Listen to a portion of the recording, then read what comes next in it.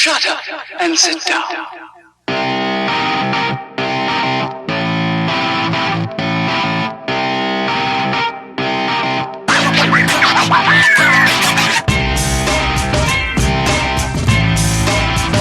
Hey, there he is.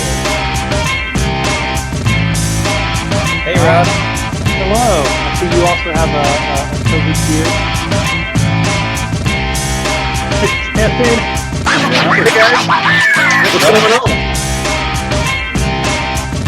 Hey, buddy. What, Schutz? Not much. How are you?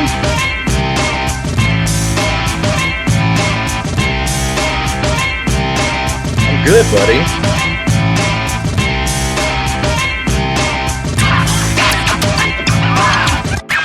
Hi, Rob Daniel.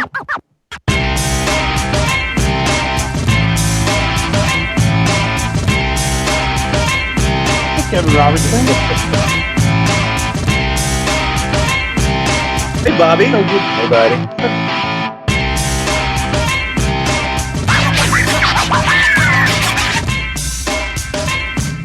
Is it lame that I wore my College of Charleston hoodie? Yeah. Is it lame? I was excited. I think it's awesome. I'm gonna bust it out. I found this. Oh, wow. Wow. Yeah. I need to go through. I think I have some stuff in the garage somewhere. I'm gonna have to go through it. Yeah, Bobby and I were talking about this the other night, like about like the stuff that we do remember and the stuff that we don't remember. Like Schutz, honestly, like I do not remember you coming in. I thought you were there from day one. I remember Like, you coming in. I don't remember you I don't remember you coming in like late. Like I remember, and then when I read your thing about it, because Robert had told me about it, and then Robert and I were talking about it the other night, and he was like, "Oh yeah, I remember this happened." And as he's like telling me about it, I'm like, "Oh yeah, now I do kind of remember like there was some thing going on." And then, but from me, like my initial memory was that you were just there the whole way. You should have been. I was doing Suburbia for a good portion of your rehearsal process. Because I think we all started around the same time because you guys had a pretty heavy lift. Right. And Well, I don't remember him being that close. I don't know. I don't remember. Well, the guy's name was Jason, right? yeah, I can't remember his last name though. And it was Tough I remember it was a very dramatic exit, and it was like really drawn out. And then he was gone, and then you were there. Who was he, Rob? Do you remember, Rob Daniel? Jason Shuffler. He was Shuffler, yeah. He was a dramatic dude. He was a freshman, and it was like I don't know. I think it was basically when his parents caught word of the fact that he was. I mean, I don't know if this is for a podcast. I don't know what words I'm allowed to say and not allowed to say, but I'll edit things out. When his family found out that he was going to be have a sex act on stage with another man, that was they decided that this was not the appropriate thing for their son, and they also wanted to know what in the world the theater department at the College of Charleston thought we were doing. I thought it kind of went deeper than that. I thought that he had come out to his parents right before he started school. And they did not appreciate him immediately doing a gay Fantasia. And I remember my conversation with Jason when I came on board was his parents made him choose the show or the family. Whoa. Shit. Wow. So like I look back on it as that guy was put in a really tough situation. Was that the end of his theater career too, or did he go on to do?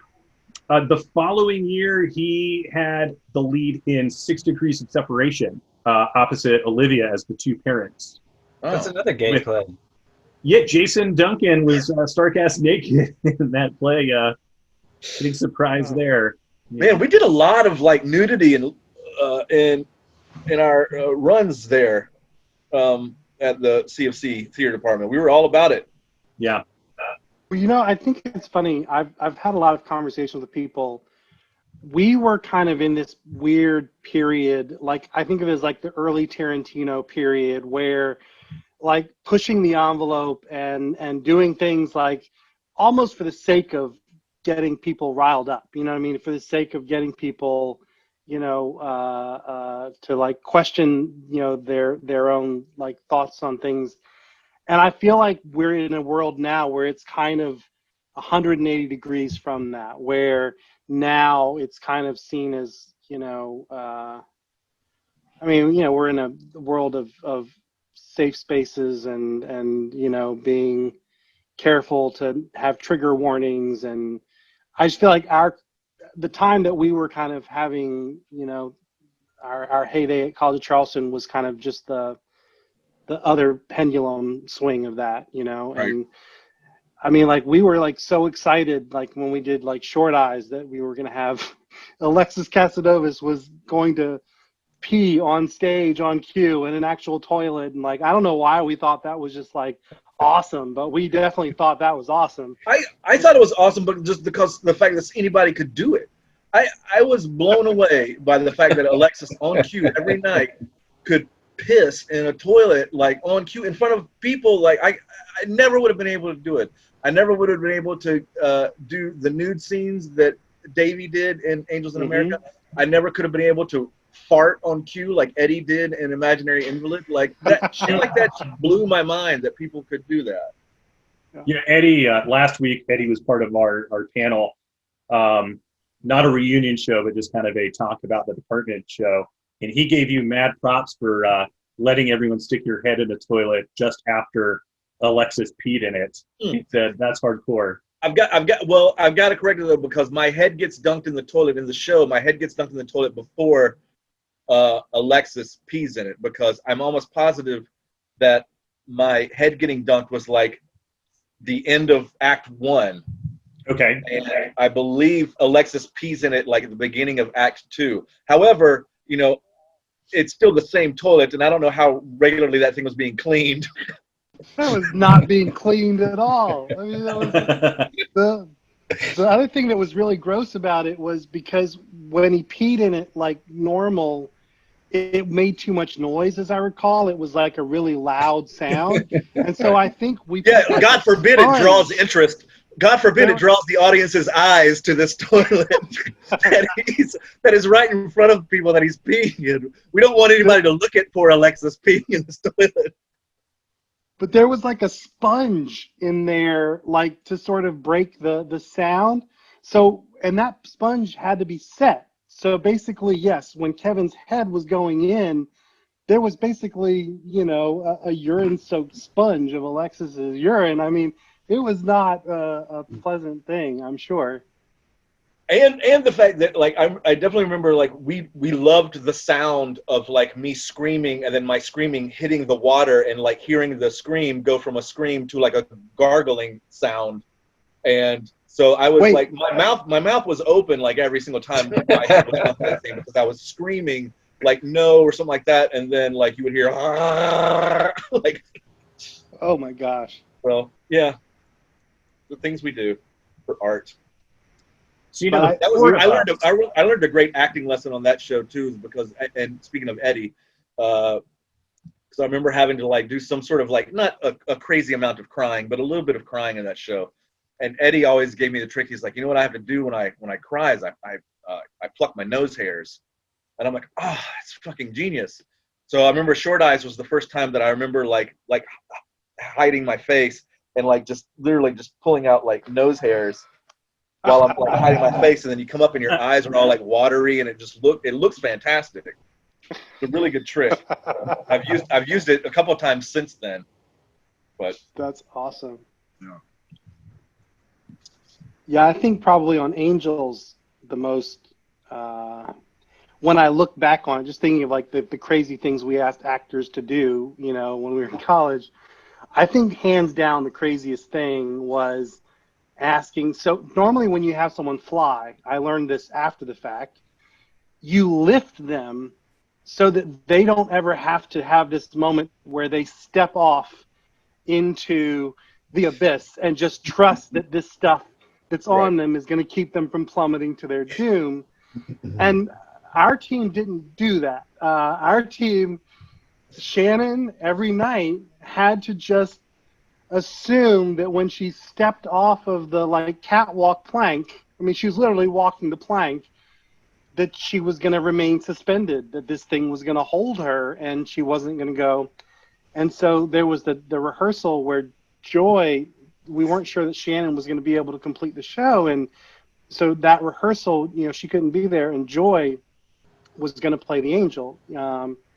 And she, I don't know if y'all remember this, but like, you know, there's this dramatic music, and the angel is about to descend. You know, it's like, it was actually the theme from Dracula. It was like da da da da, and then it's like hits the crescendo, and when instead of the angel descending, you just heard voices. You heard Joy's voice going, "Oh hell no!"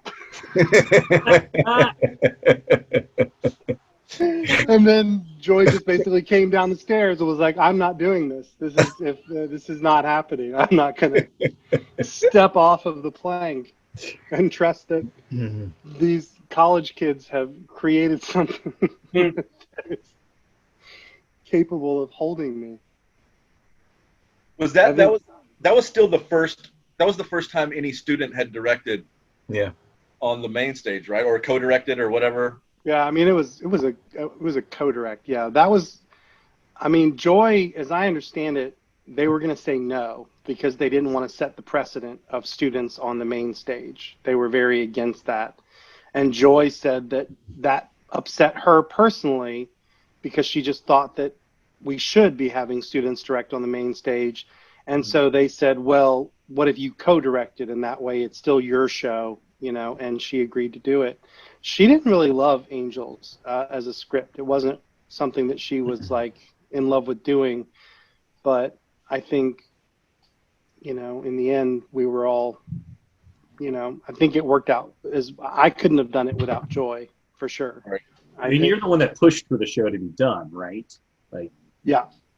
And so I kind of want to go through this little timeline because I think that, you know, the four of us, it's kind of an interesting progression, especially when I'm the fourth to arrive at the school.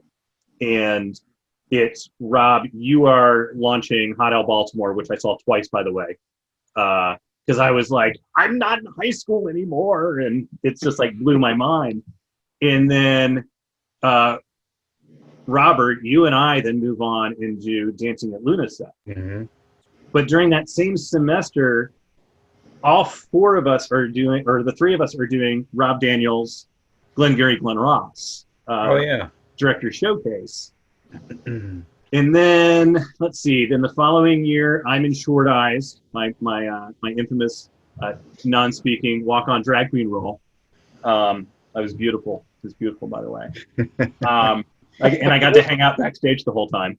What was the character's name, though? Gypsy. Boom. Yes. Okay. Right?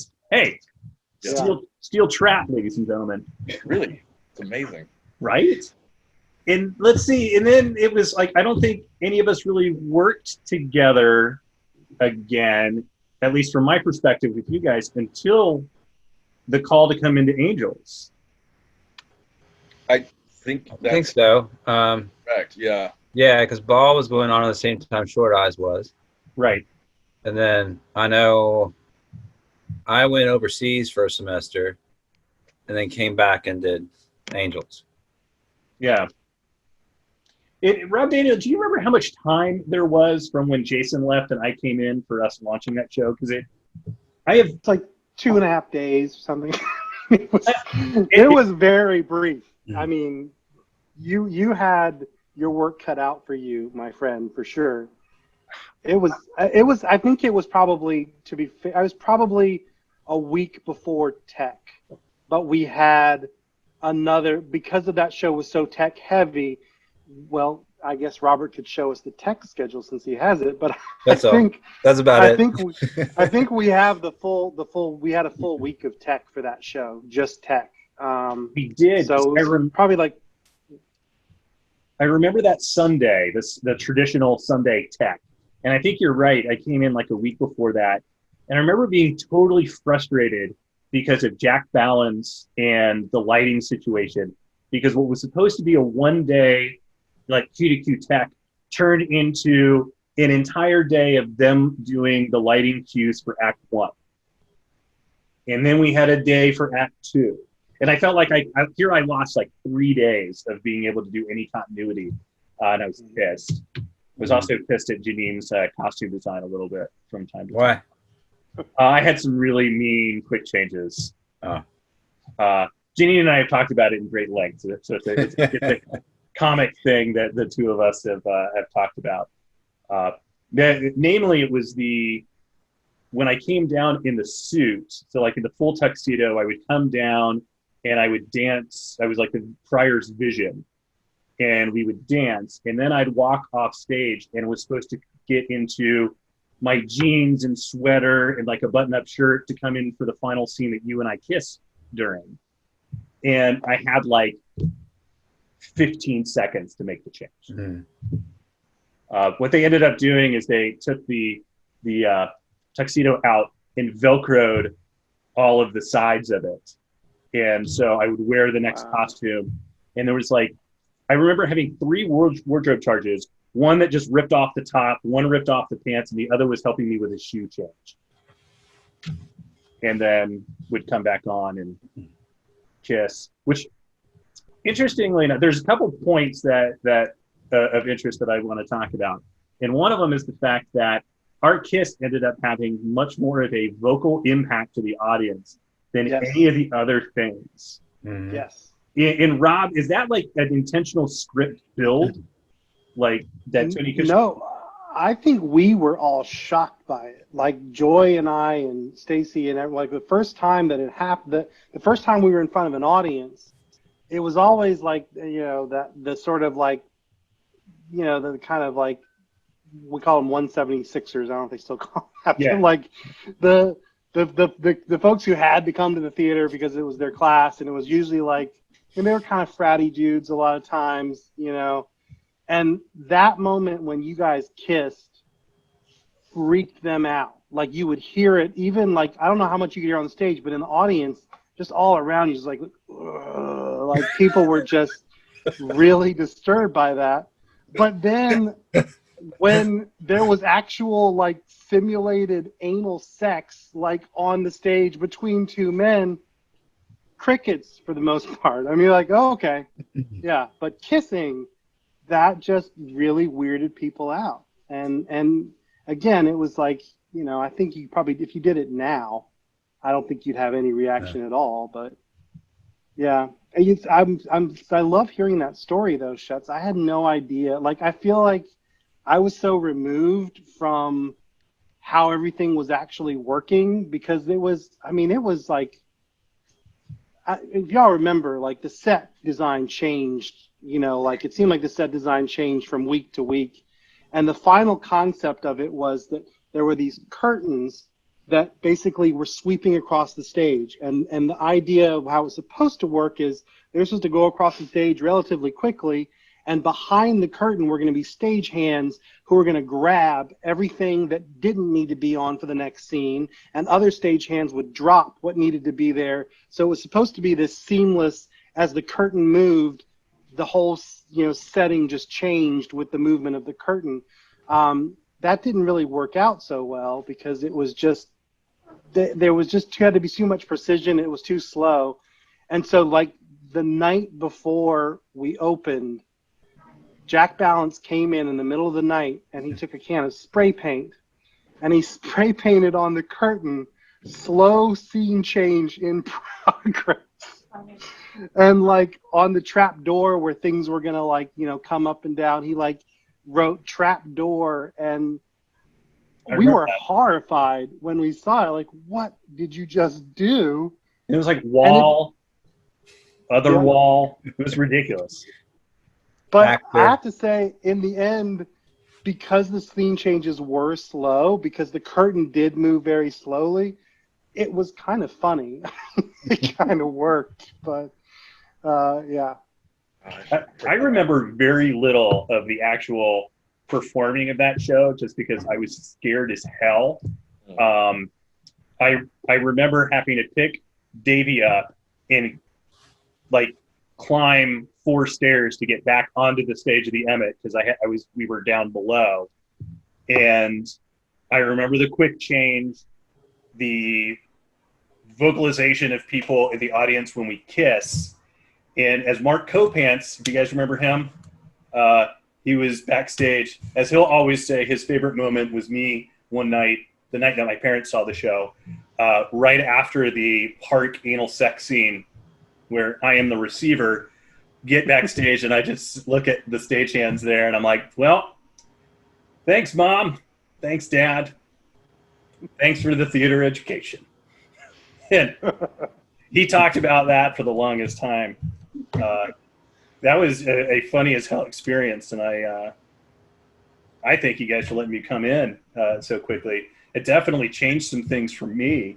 Schutz, you were so great, and I think that's the main reason I don't remember the other dude. Like, I really like. It seems like you were so great for the part, and that's why I don't remember this other. Like, Rob, did you rehearse the kiss with this other guy too? Like, were y'all doing? Oh yeah, no.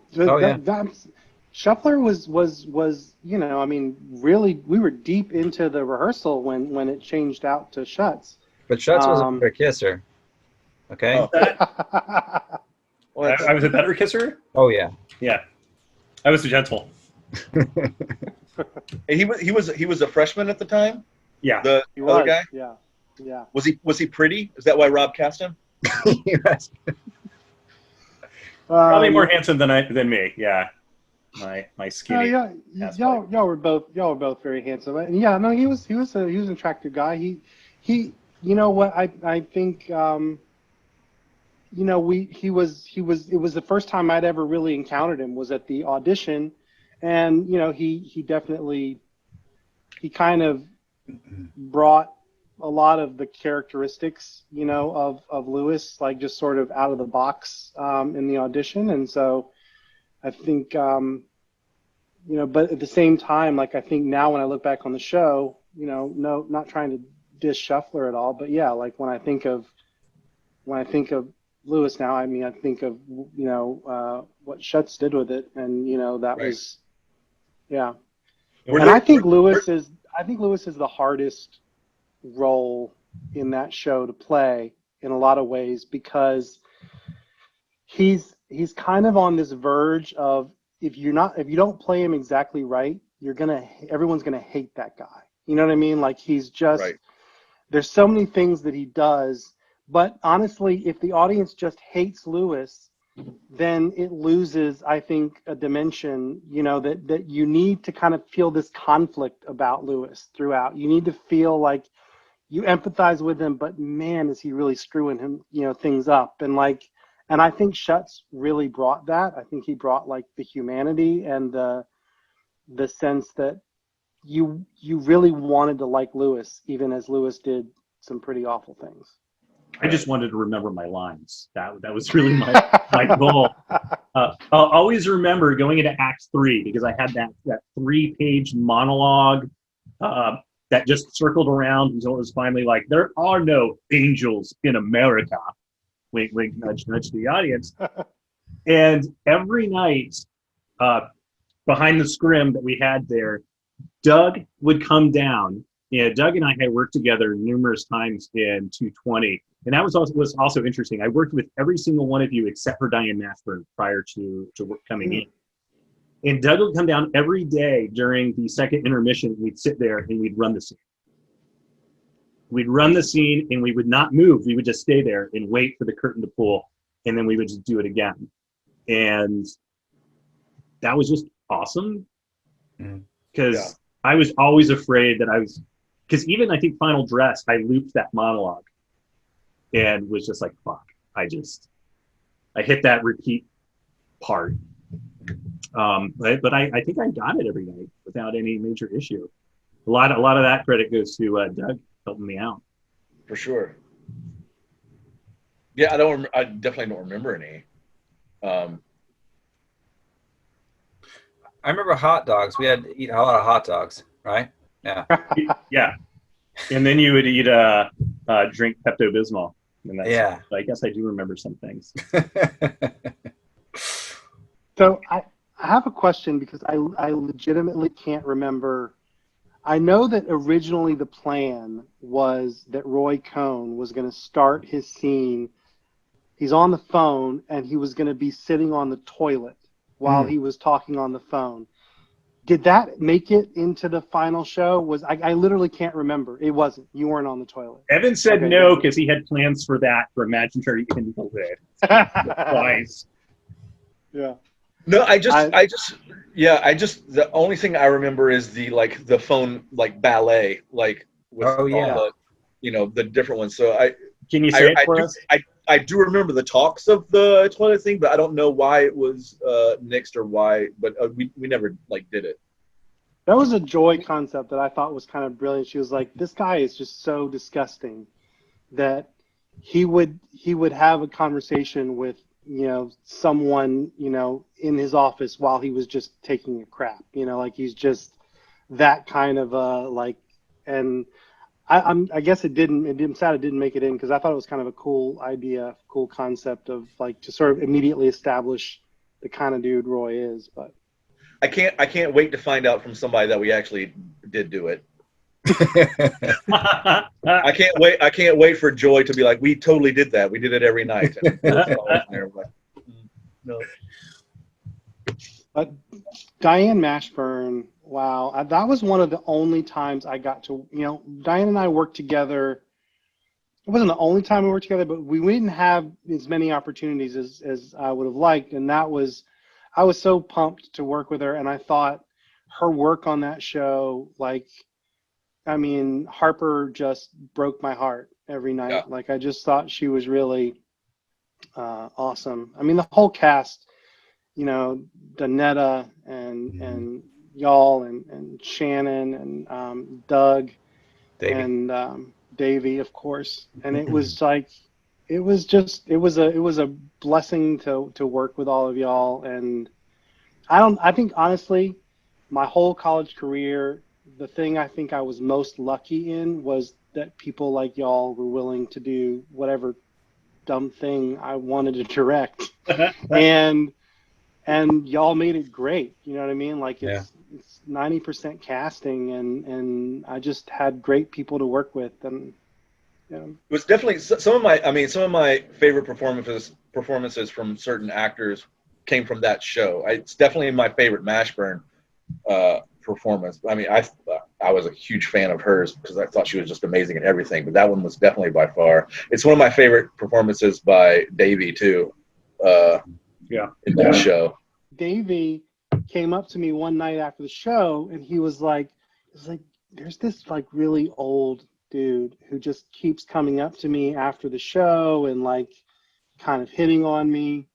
And I told Davey years later, I was like, I thought that you were uncomfortable because it was an old dude. I didn't realize that you were uncomfortable because the dude thought that you were gay and you weren't.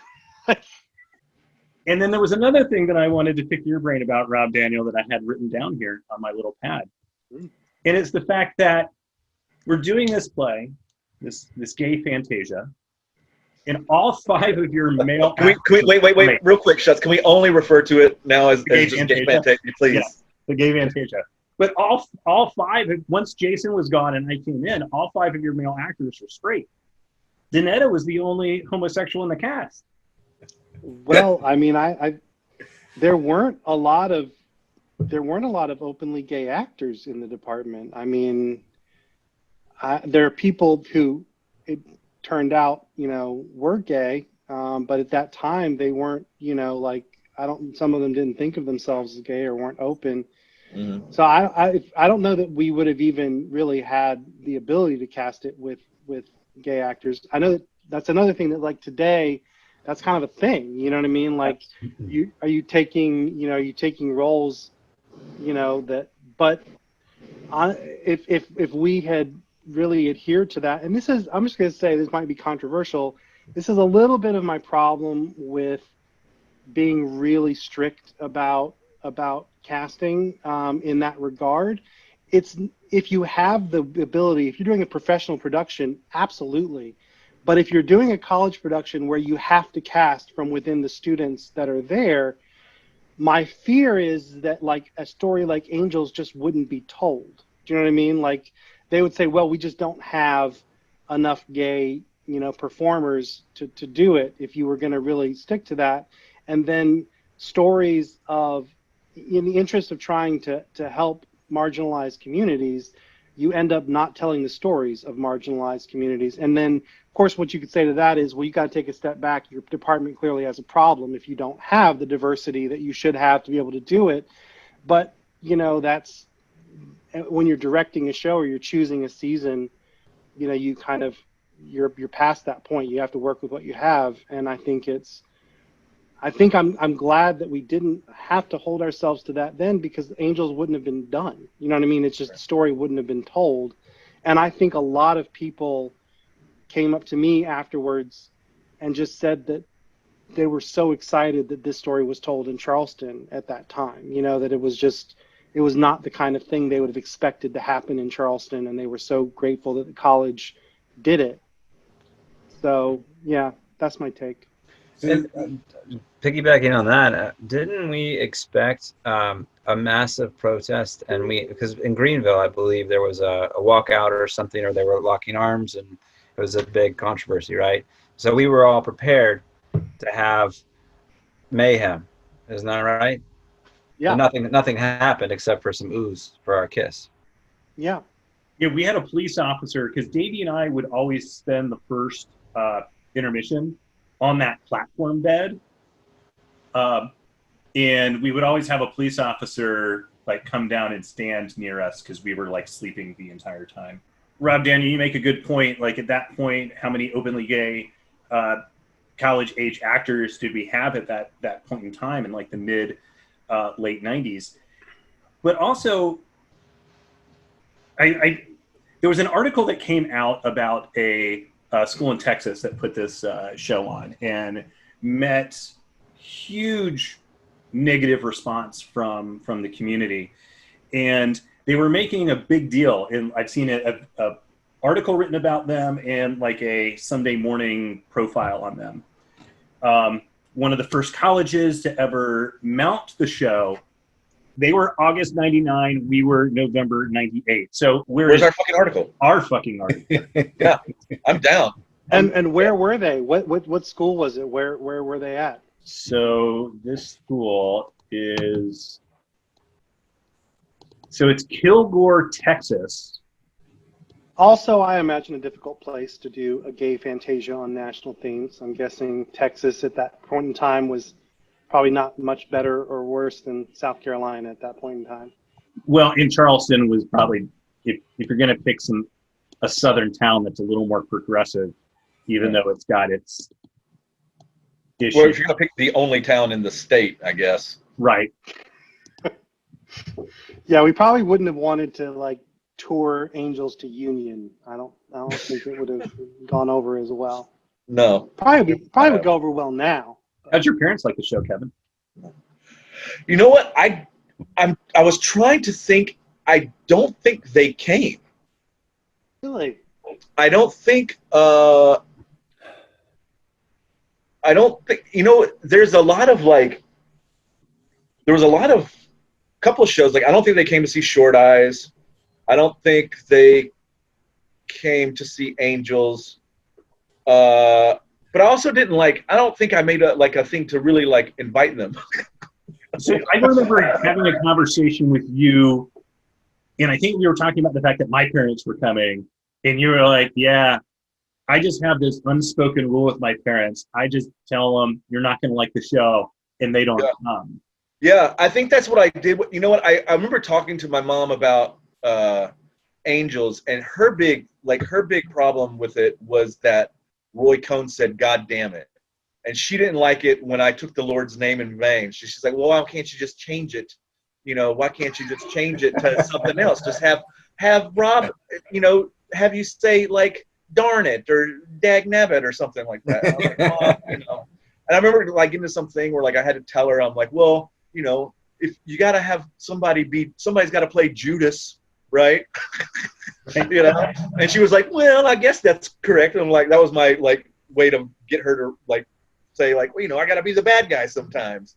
somebody's got to play the villain. And she's like, well, does one of the characters tell you that that's a bad word? No, they don't, Mom. They don't. But yeah, I would just tell them, like, you're not going to like it. Like, there's no point in, like, you driving down here and getting a hotel room and, like, seeing it, because you're just going to be like, ugh, what is my son doing? And I'm like, I'm having a great time and I'm loving all of this, and I don't really need to, like, deal with that. So I just didn't want to.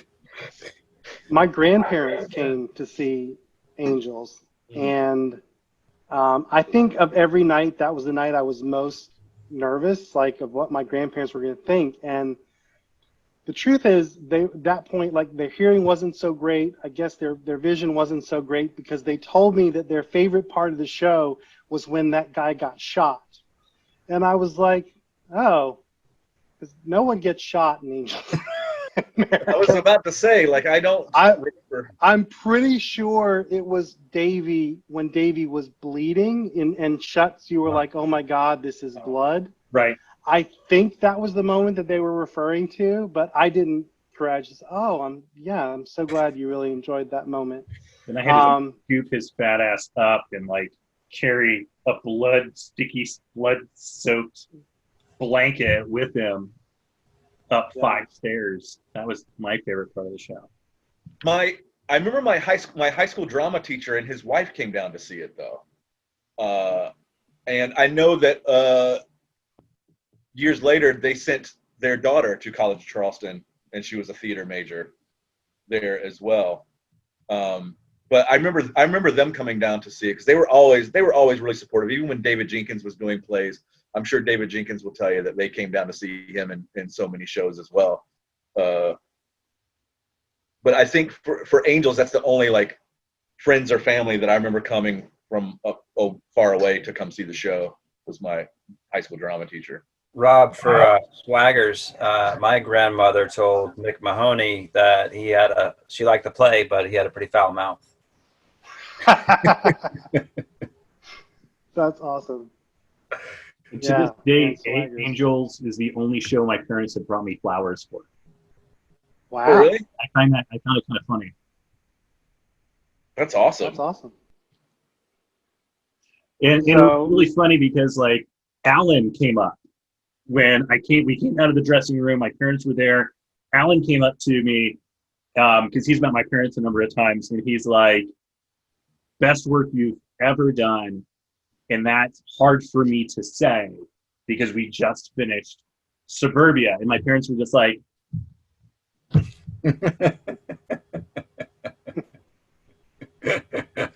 Did your folks see Suburbia? oh yeah, I saw Suburbia, yeah. I think they were more okay with a bunch of dumbasses hanging outside of a convenience store smoking and cussing than a gay Fantasia. Yes. Yeah. I have to say that when I think back on that show, one of the strongest visual moments, and, like, I think one of all the scenes that you and Davey had down there at the bed, which was basically like on a thrust. Right. So the bed, like, basically came out into the audience.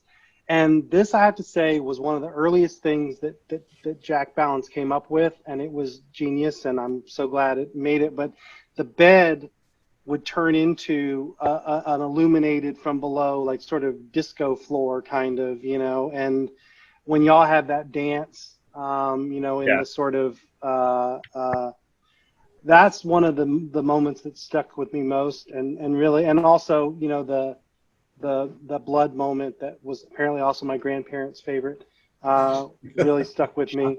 I will say one thing, and this is really not against Janine, it's really more against, what was her name? Angela was her, the costume director at that time. The costume professor, wasn't it? Angela, wasn't that her name? But anyway, the first vision that I had of Angels in America, the first thing that I wanted, I went to see Chris Isaac in concert, and he wore this suit that was completely covered in mirror, like a disco ball, like little squares of mirror. And when the lights hit him, it was blinding, and made you kind of look away. And as soon as you looked away, you were like, oh my gosh, because the entire audience was just bathed in the sort of dancing lights as he moved, you know, and like, it was just this amazing effect. And the first thing I said was, when the angel opens her wings, I want them to be completely plated with mirrors, like, you know, a disco ball, because number one, I want that effect. She's the angel of light, and you want to have this sense that she's, you know, but also, like, I wanted that moment where the audience at the very end of the show was just going to become very aware of each other, you know, and aware of the space and aware of the moment that we're all having together. And Janine was going to do it, and Angela, the costume director person, said, oh, it'll be too heavy. That's just mirrors, it's going to weigh too much. I've got the perfect thing for you. And she came up with those like little, they were almost like pogs. Is that what they were called? Like the little hologram pogs? Right. And it did not have a similar effect. No one was blinded by the pogs. But that was the moment that I wanted to be like this huge. But in retrospect, the moment that really stuck with me was that moment of the bed and the uplighting. Was visually, I thought, one of the best moments of the night. I think the dance for me too, like that's like the dance, and then the scene where David gets shot. Yeah, were the moments that like stood out for me that I remember, like distinctly remember going like, oh my God, like this is what's gonna like, this is where it's really gonna like hit people, where those scenes especially. And I think they did. I mean, the kiss obviously is one that got the most vocal reaction, but I always felt that dance was the part where like that's where people started like getting the feels, as the kids call it these days, during that show. At least for me, it was for sure. And there was a scene where Davey was full frontal naked, like, I mean, and it was the hospital scene, right? So it was like Yeah. sterile. Yeah, Shannon was the doctor, right? She had to like give him a little hernia thing, like touch his balls and stuff. Yeah, and it's funny because I don't know. I mean, this is probably like, I shouldn't say this, but I always felt so modest about like that. Like I never saw what Davey really did in that scene because I was constantly averting my eyes. Like once I saw it in rehearsal, obviously when he was, you know, covered up, but like once we got like to the point where he was actually like, I don't know why, it just felt wrong. It was like, Rob, you shouldn't be looking at your actor naked. That's inappropriate. Like, I don't know. I mean, I was a college kid, but I, you know, to this day, like, I don't really remember what Davey actually did in that scene because I kind of like was always averting my gaze. Like, I'm not going to look at Davey while he's naked. Yeah. Well, before, Rob, you were talking about like the safe, like, could we get away with doing shows like this? When I visited everybody, well, I saw you, so we saw each other last May of 2019, and when I was in town, I was told that they were wanting to do Drowsy Chaperone as the musical for the year, and there was an entire like upheaval on campus because of the it's the Asian number. Are you familiar with Drowsy? I'm not. So let me see if I can get it. So the whole storyline is that there's this shut-in who's playing a record of his favorite musical, and he's describing it to the audience and like the actors that played it. And so here's what the character is playing, but he's this Italian alcoholic in real life. And so like the refrigerator would open up and this entire like conga line would come out of it and his apartment would become the show. And at one point he puts the wrong record on, and it's this really offensive like Asian play or Asian musical where it's like all the actors are just white people in like over exaggerated makeup. But it's also taking place, like that show supposedly took place in the 1950s, which shit like that was happening a lot. And when Todd and Janine were telling me the story, it's like I couldn't help but feel like, yeah, I get it, I understand, but it also seems like we're at college, and this is like a teachable moment about the history of theater, because that's what the show is actually trying to present. Is Drowsy Chaperone is not trying to be offensive towards agents. They're trying to put a spotlight on how theater used to be done back in the day, and they had to remove it from. The whole thing kind of got to me with Drowsy Chaperone, because you have a talkback, and you allow people that are offended by that scene to come to the talkback, and you'd be like, but it had nothing to do with the actual song. It had to do with the time period. Mm-hmm. Yeah. Well, I mean, I again, I think it's because of when I sort of was like starting to learn about theater and learning about, like, you know, how you affect people. But I think that there's something to be said for presenting something that is patently offensive for the purpose of making us all think about how offensive that thing is. You know what I mean? Like, I think there's not really a better way to start a dialogue in some cases than to just, you know, I mean, look at, you know, here it is. This is, you know, warts and all what it is, and let's talk about it. You know what I mean? Let's learn from it. I think your original point, Rob, too, about like the time period when we were doing Angels and just being like those mid '90s where it was just like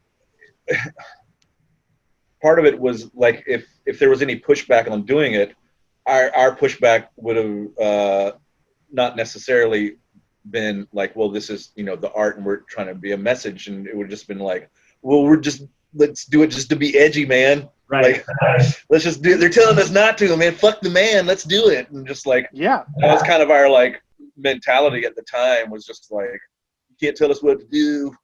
It's the '90s. but at the same time, even if we got pushback from anyone, I think our professors also were rooting for us a lot in the things that we were doing. Phil always tells this great story, and I think it's after you guys have left, but he directed Balm and Gilead in Theater 220 and built a revolving platform that was a diner, this huge revolving platform. And because it was a diner, he got his hands on a gas-powered, like a propane flat top, to be able to actually have John Walter cooking hamburgers and French fries. They had like a deep fat fryer and all this stuff. And so he played the owner of the diner, and that's what he did like the entire play. And there's this somewhat kind of fun, famous story of Phil meeting with Todd, because he was the sponsor for 220 at the time. And he's like, yeah, we're going to put this, you know, propane powered gas grill on stage. And Todd's like, no, you're not. And there was totally a propane-powered gas grill on stage. And they had placed, because they spin it, the platform at one point. So they had put 2 propane tanks in different places with the connectors. So when it was time to spin it, Walter would just turn off the flame, unplug the propane, and then they'd spin. And one of the stage hands that were spinning, which were actors, would hand him the other connector to like plug it back in, and he would just go smack, smack, smack, and light the whole bad boy back up again and get right back to cooking. In Theater 220. Wow. It was, and I was in that show. That was my last show at College of Charleston. I dropped out of working to be in that show. Me in a musical. I mean, come on. He offered me a spot in one last 220 show. I took it in a heartbeat. Well, you know, there are 2 permanent rules at the College of Charleston that came from bad things that we did during that period. One was right before I started. It was Steve Fawcett. Y'all remember Steve Fawcett? Yeah. He did a play where they threw actual meat and like pig blood like around. Not mythology? No, it was before. It was before. I remember what it was called. But that instituted a rule that you're not allowed to have any raw raw meat or blood products of any kind in 220. But my other favorite was when it was La Mythologie, actually, is another rule. Do you remember that he had like he was all covered in real dirt and real grass, like on the stage. Right. And they had all these like beans that they were using. I thought it was like, didn't they use like oatmeal too? Like they were covered in like oatmeal or something like that? Yeah, they were in oatmeal. It was a very organic kind of a thing. But the problem was that, number one, the beans started growing during the course of the show. But the bigger problem was the bugs that came from like the sod and the dirt and the stuff. And so that's another. But that now was you're no longer. That was main stage. Yeah. Main stage. That was and that was Arthur. That was Dr. McDonald, right? Dr. McDonald. Yeah. Which that was before me. But there was also, there are other rules. There are two others. And one additional one at a Steve Fawcett show, which was no flour, because in that show, the stage floor was covered in flour. And so the pig blood and guts got mixed in with this flour, and it like caked onto the floor of 220. And so it was like no flour and no pig guts, because we had to have that rule. But also, Rob Daniel, a rule came from Hot L Baltimore. No oil-based paint. Oh, yeah, that was probably a terrible idea. Well, that's right, because that's what you painted the floor with, right?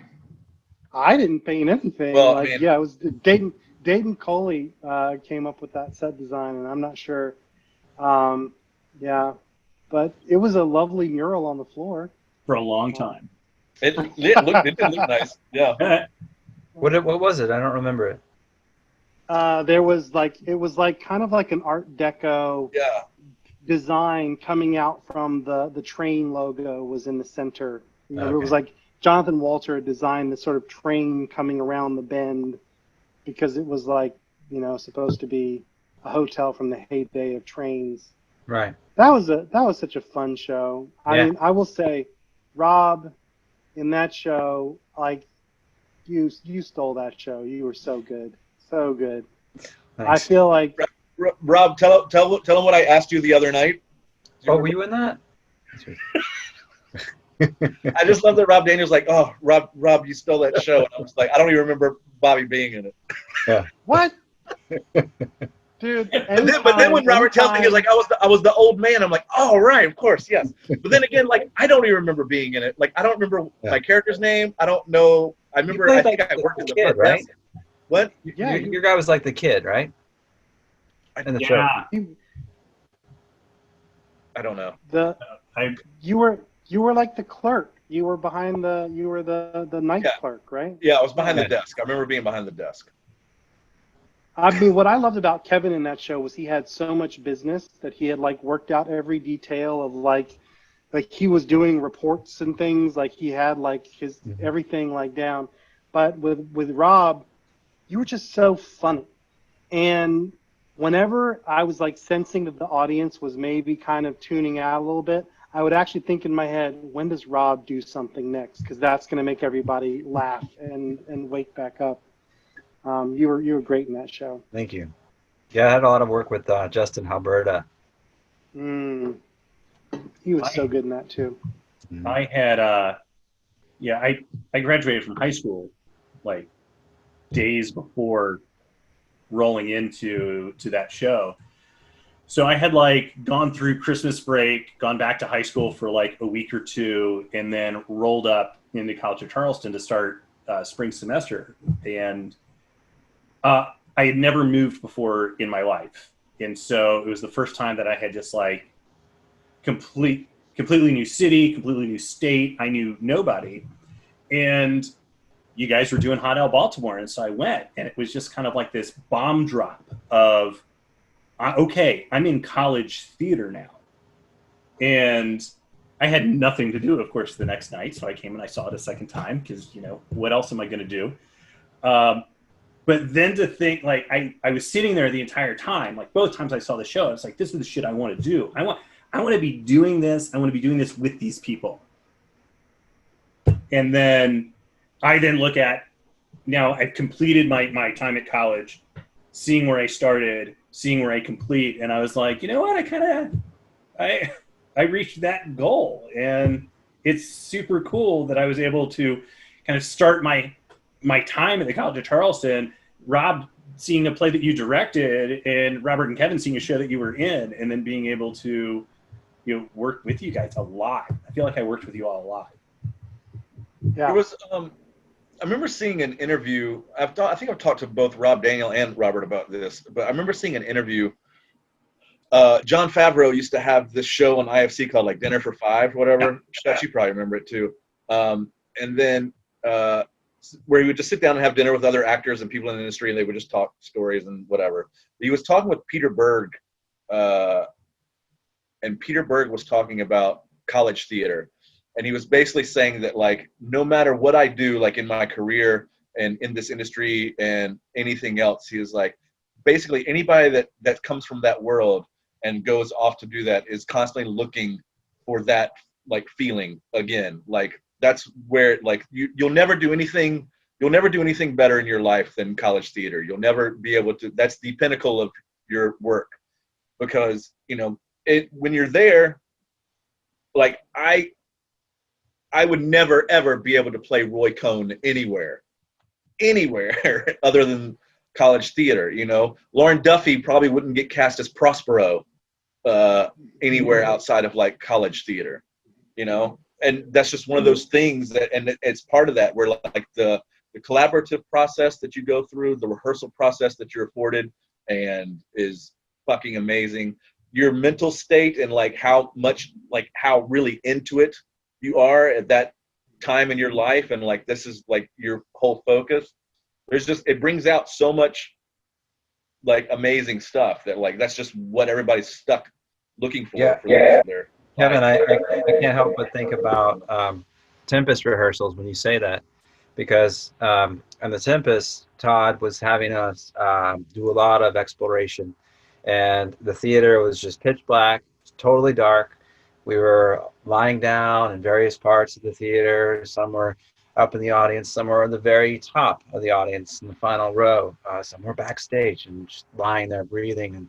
And then, taking one line that you have and then condensing it to one word. And all I would hear is Kurt Funderburk from the very back, deep depths of the theater saying, "Bush! Bush! Bush!" Yeah. Robert and I still say that every once in a while. I just remember it totally taking us out of any sort of like really like concentrating, and McNerney's trying so hard to like really get us to like go places and like get there, and I can't think of anything else but Funderburk just going, "Bush, Bush, Bush," and just over and over and over again. Oh my God, still think about it constantly. Can I share my first memory of Kevin Robertson? Was in David Goss's acting class. And it was the first day of class, and we were all supposed to go around and share one of our secret talents. And Kevin Robertson shared his impression of a sprinkler, like a. But can you still do that, Kevin? Can you still? It was a weed whacker. It was a weed whacker. Oh, it was a weed whacker. That's what it was, a weed whacker. Yes, I'm sorry. Whacker. Can you please do the weed whacker impression? Sure, absolutely. I haven't done it in years, but I can try. Yeah.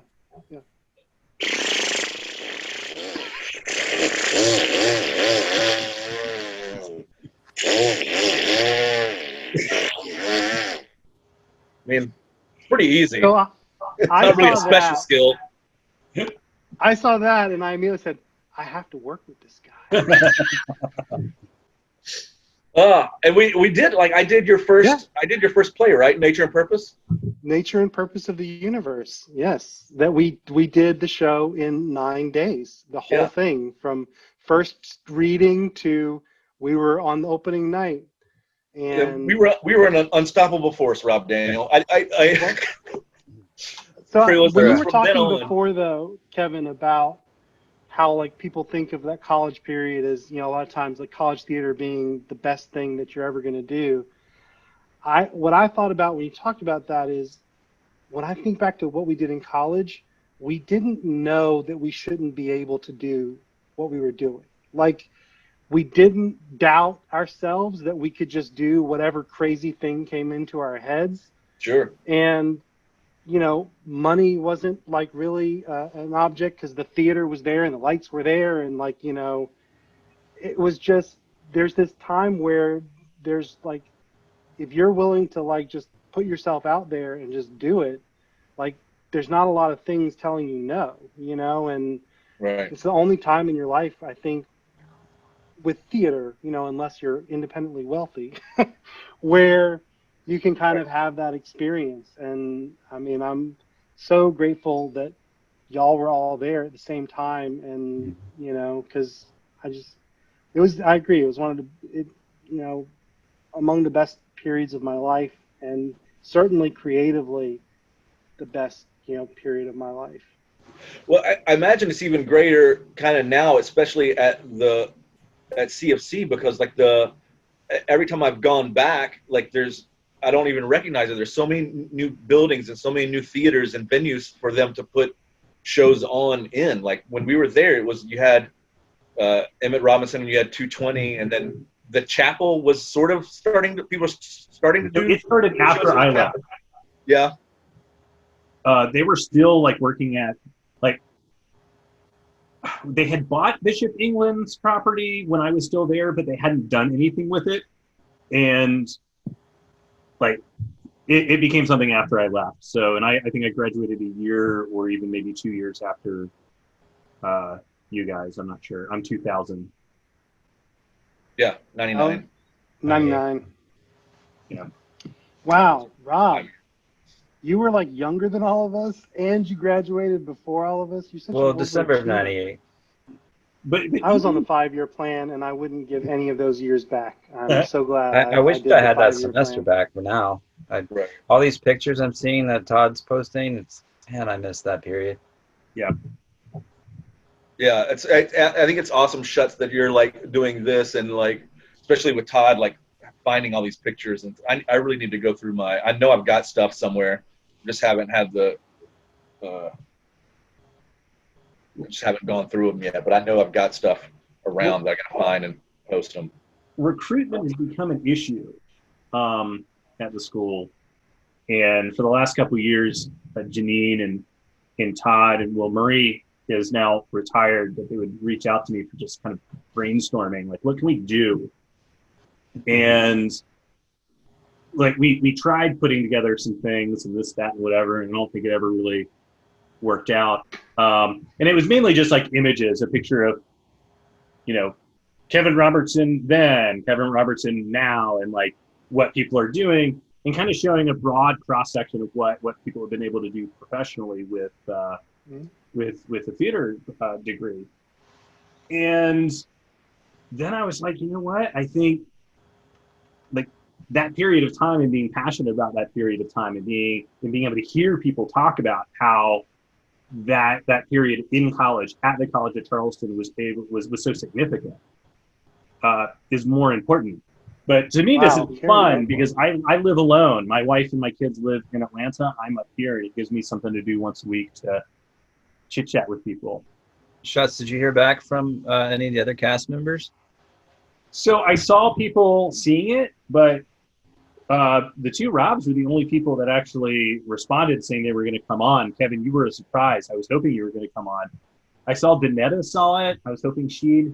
No one contacted me and said that they 100% couldn't make it, because if they had, maybe I would have changed it. But I kind of like the fact that it's only 4 of us. It's probably a more manageable conversation. And Sure. Another time, it might be fun to get Diane, Danetta, and Davey, or Doug, and another group of people that is kind of small, maybe with Joy. Kind of talk about the show some more, but just from other perspectives. Yeah, Robert had reminded me about this, because Facebook is not the best way for me to find out about a lot of things, but Robert's definitely like notified me about things that are being posted on the couches and stuff like that. And I just found out about the 220 wake / Zoom thing that's happening Friday, which sounds like it could be an absolute nightmare for you, Schutz. Wait, is 220 going away? Yeah, it's being demolished, and the couches are gone. Why are they demolishing the old part of the building? So what happened? Like, they built that teacher parking lot that was, if you were facing the building, it was to the left. There was always a annex proposed to be built, and they built that a number of years ago. And so the next phase of it was to remodel the actual Simmons Center, everything except for the Emmett Robertson Theater.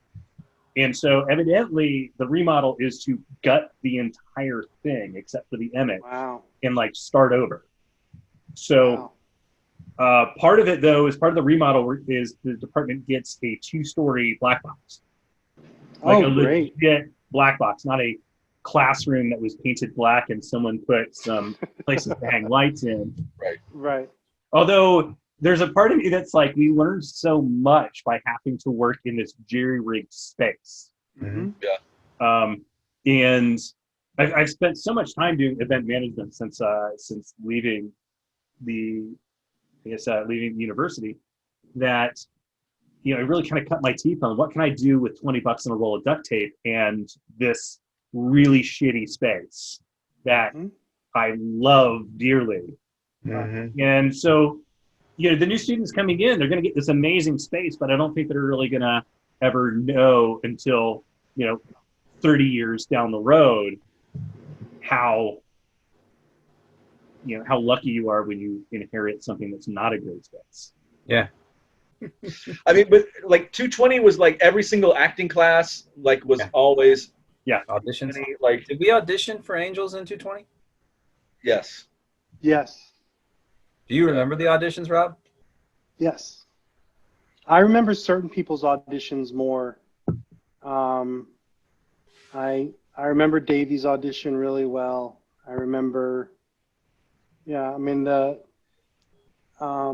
were certain people that like we kind of knew like immediately, and I know that like, So I remember those auditions. I don't remember a lot of the auditions though from because there was just like with that show I was like really like nervous about main stage show. I think I probably it was ingrained a little bit more, but was it? I'm really bummed to learn that 220 is. I mean that really I'm not a big Facebook person either, so I missed all of that part of it. But yeah, that really, the couches, man, they've got to bring back the couches. Like that was, that's the heart of the department. Mm-hmm. So there's a couple things that I kind of have in the works for giving you guys. I'll give you guys a preview. I've been talking to Janine and Todd actually for well over a year, maybe about 2 years, about formalizing a Friends of Theater 220, basically an alumni organization to help support the department, or at least help mentor students, help raise money, help get things that they need, which I plan on announcing Friday night for getting like a steering committee together to figure out exactly how we want to structure that. But we have ideas for doing a not a scholarship, but it's a production award, where the final slot in this for center stage would go to somebody that like did a formal proposal that went to a panel of alum to approve their proposal to direct and or produce this show, and they would get a budget that would come directly from Friends of Theater 220, and that would actually alleviate some of right now they have a little amount of money to work with. So if we were to take over this one show and give some deserving person a bigger budget than they normally would get, it would allow the other shows for the kids that are trying to just kind of direct their first show or whatever, their budgets would be a little bit bigger than they would before, because this final one was no longer eating into their budget. But also what I want to do is I want to buy couches. That's like the first purchase I want is to just buy couches and drop them in the new lobby. Yeah. And I want to do it the day that we cut the ribbon on the new Black Box Theater. Well, I have to say that whenever you get these new couches, Schutz, they should be something that can be easily cleaned. Wow. Well, this has been so awesome, and I kind of am. I do have to run, but I'm just sad that I have to run because it's been like so good seeing y'all and catching up. And thank you so much, Schutz, for making this actually happen. This has been super fun. Let's like not let 20 years go by, which I know for Robert and Kevin, I have not seen you guys in at least 20 years. A long time. So super nice to reconnect. We should do this more often. Maybe not like all the time, but you know, when we have things to share. Yeah. New perspectives. Because Kevin, you have 2 daughters? I do. You have like 12? I have 12. You have 3 kids? 4 kids? I have 4 kids, all boys between 10 and 14 years old. Whoa.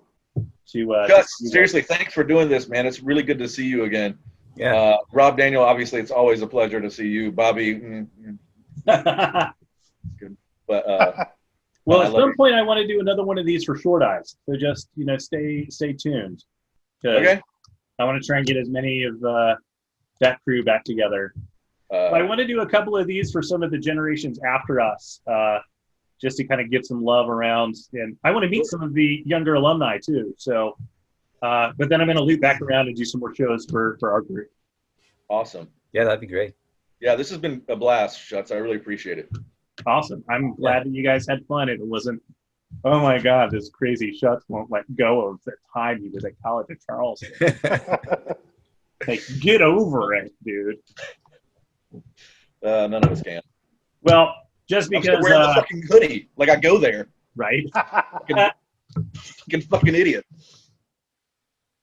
Well, I'm going to end this just by saying, we never hear it enough. So I love you guys. I'm proud of you guys. And I'm really happy I had a chance to spend some time with you. Same here. Thank you. Love you guys. Love you guys. Peace.